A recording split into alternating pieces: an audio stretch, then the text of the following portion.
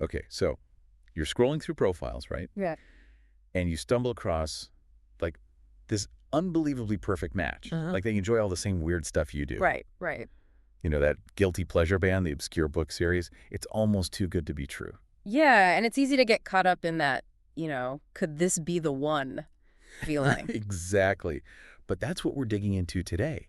The surprisingly common world of online dating scams. And it's not just about protecting your bank account, though that's definitely important. Oh, absolutely. The financial impact can be devastating. Yeah.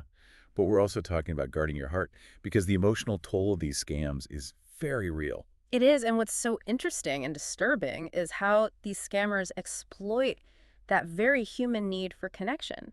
Yeah. That desire to be seen, understood, to find someone who really gets you. And they seem to zero in on that, right? Like they've got this whole playbook designed to bypass our common sense. It really is like a playbook. They start by crafting these compelling profiles, often with stolen photos, and then they'll shower you with compliments, mirror your interests. It's social engineering at its finest. And sometimes a quick reverse image search is all you need. I mean, it's amazing what you can find out with a simple Google search these days. Oh, absolutely. It's a digital age essential. But it goes beyond the photos, right? It's the language they use, that instant intimacy, the pressure to take the conversation off the platform, away from those safety features, all red flags. Huge red flags. Like, why the rush? It's almost like they're trying to, I don't know, sweep you off your feet before you have a chance to think straight. Right. And that whole "I'm so far away, but we're meant to be" routine, classic tactic. It allows them to avoid meeting in person and sets the stage for those elaborate stories about needing money for travel or some sudden emergency. So that doctor stationed overseas who just needs a little loan to come and be with you. Probably not a doctor, huh? Probably not, no. And sadly, these scams target people from all walks of life. It's about understanding why we fall for these schemes, the psychology behind it. Yeah, why do we ignore those gut feelings, those little red flags waving in our faces? Well, I think part of it is this thing called confirmation bias. We tend to look for information that confirms what we already believe, even if those beliefs are a little optimistic. So we explain away the warning signs because we want the fairy tale to be real. Exactly. We're blinded by the potential, and then there's the halo effect. Attractiveness, whether it's physical or in their personality, can make someone seem more trustworthy. Our brains are wired to make those snap judgments. So we're practically fighting our own biology here. That doesn't seem fair. It's not, but that's why we're here. Knowledge is power, and understanding our vulnerabilities is the first step toward protecting ourselves. So basically, we need to channel our inner skeptic a bit, right? But how do you do that without turning into, like, a jaded cynic who's afraid to connect with anyone online? It's a balance, for sure. It's not about giving up on online dating altogether. It's about being informed, setting healthy boundaries, and really advocating for yourself. Okay, that makes sense. So what are we talking about, practically speaking? Should we be, like, hiring private investigators, doing background checks on every match? Ha ha, well, let's not get ahead of ourselves. It doesn't have to be that extreme. I mean, simple things like taking your time, not rushing into anything too quickly. Right, pacing yourself. Exactly, and really paying attention to those gut feelings. Remember those red flags we talked about? And that reverse image search. Yeah. That's such a good tip. Like, oh, this person's profile picture is actually a stock photo. Next. Exactly. And, while you're at it, check out their social media too. I mean, do things line up? Do they have a digital footprint? Right, like, do they only have, like, 2 photos from 5 years ago? Yeah. That's a bit strange, isn't it? It can be a sign, yeah. And another thing, be careful about how much personal information you're sharing, especially early on. Oh, right, like you don't want to give away too much too soon. Exactly, because once it's out there, and you never know who might be on the other end. Okay, that's a little scary. But what happens if, even with all this, someone still gets scammed? Like, what do they do? First of all, know that you are absolutely not alone. These scammers are good, like really good at what they do, and they prey on people's best instincts. So it's not about being gullible or naive. It can happen to anyone. Exactly. And it's not your fault. The important thing is to take action if it does happen. So if you've sent money, contact your bank right away. Like, immediately, right? Yes.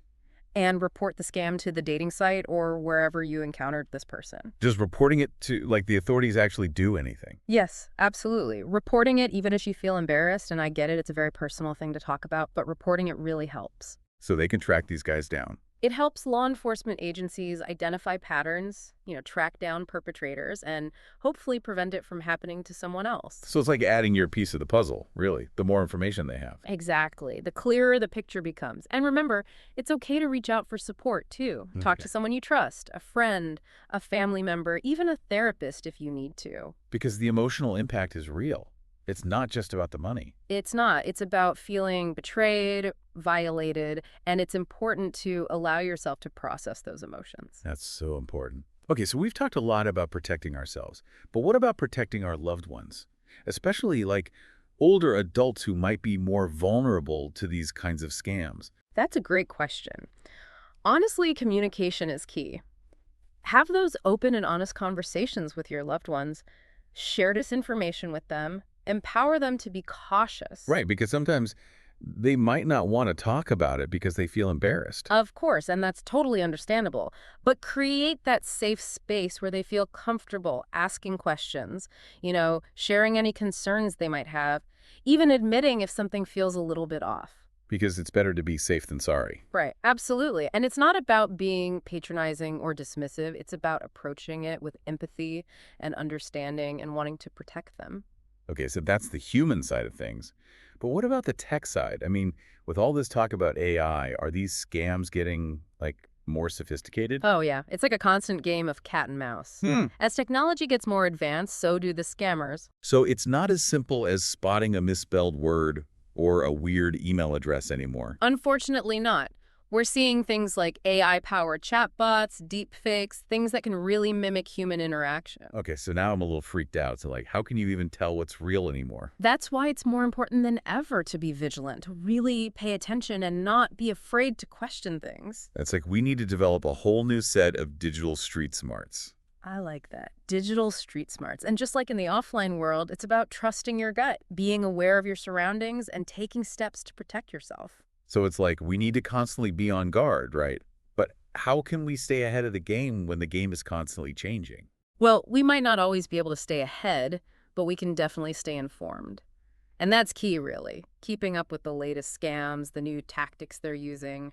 So we need to be like those tech-savvy kids, always downloading the latest update. Exactly. Think of it like a digital security upgrade, The more Yeah. you know about the threats out there, the better equipped you are to deal with them. Okay, that makes sense.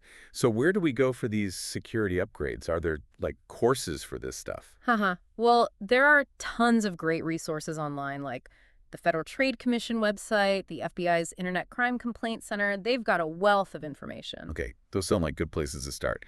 But if you had to pick, like, one key takeaway from all of this, what would it be? Trust your gut.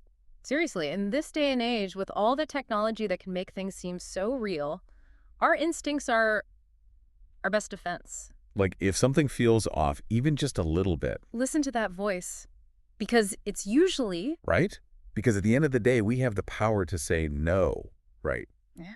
We don't have to give in to pressure or ignore those warning signs. Absolutely. You are in control of your online interactions. And this whole conversation has got me thinking.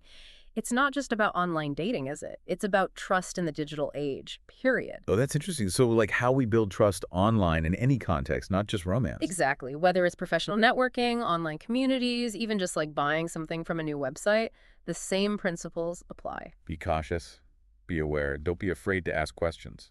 Exactly, because the internet can be an amazing tool for connection and community, but it also has its dark side.